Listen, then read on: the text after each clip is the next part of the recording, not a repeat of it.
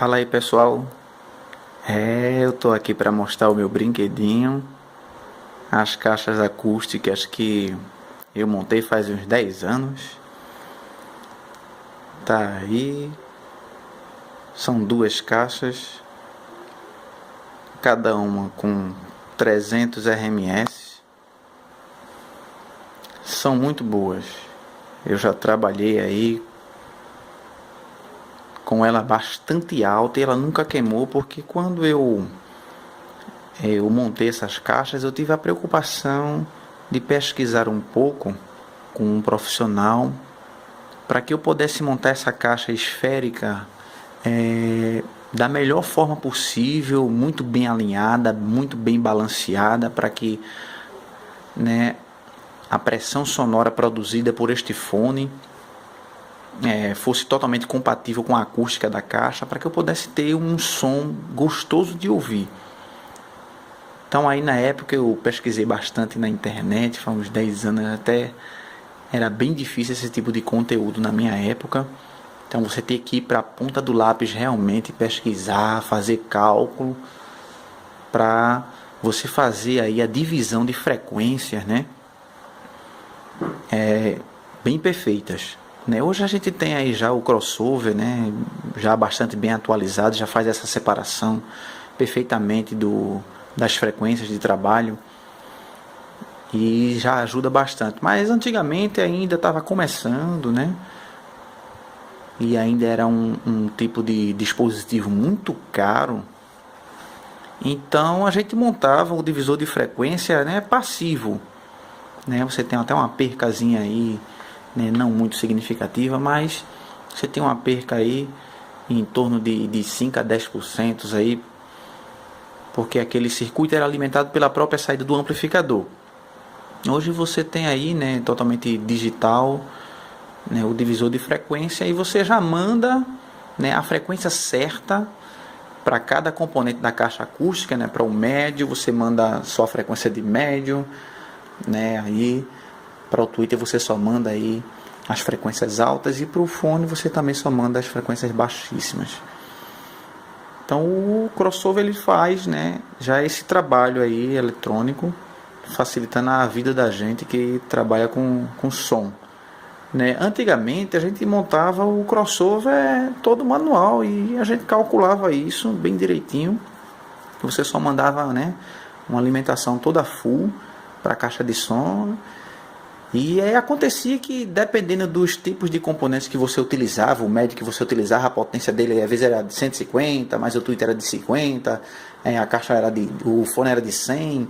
Então você tinha que fazer com que, né, esses componentes trabalhassem, né, totalmente alinhado. E aí você vai ter que colocar um resistor para diminuir a potência que está chegando nesse médio, para ele não né, ele passar aí a trabalhar mais alto que o tweet e o médio, você ter aquele som totalmente desalinhado. Então você tinha que ter toda essa preocupação em fazer esse alinhamento. E foi exatamente o que eu fiz, né?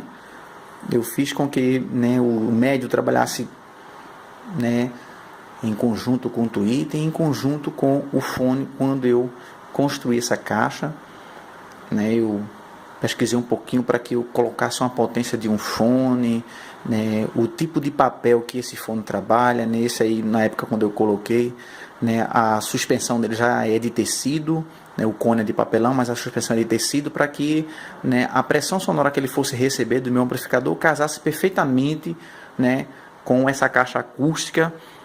Né, essa saída de ar que você vê, isso aqui é tudo calculado, pessoal. Isso aqui, não pense que isso aqui é feito aleatoriamente, não. Eu tenho uma abertura de ar, né, que seja compatível com este fone. Então tudo isso aí é pensado. Então o pessoal monta as caixas acústicas aí de maneira bem aleatória, coloca um tweeter de 200 RMS, coloca uma corneta de 200 RMS, e aí coloca um fone de 1000. E aí você vai escutar nessa caixa tocando só médio e agudo. Por quê? Porque o seu amplificador, né, vai alimentar mais facilmente dois componentes de 100 ou de 200 RMS do que um fone de 1000.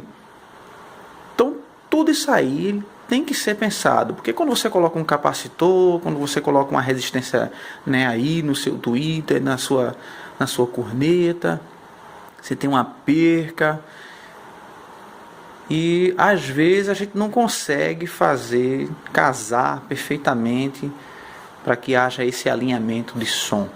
Então, como eu disse a vocês, potência não tem nada a ver, né, com qualidade de som. É preciso ter essa preocupação, né, de me informar e calcular a impedância perfeitamente das minhas caixas acústicas, para que eu tenha uma perfeita reprodução, uma fiel, né, daquele som que está sendo tocado, para que, né, o teclado reproduza perfeitamente o som, né, daquele teclado, a bateria, os pratos, o som sai exatamente do mesmo jeito, né, que está sendo produzido em sua origem.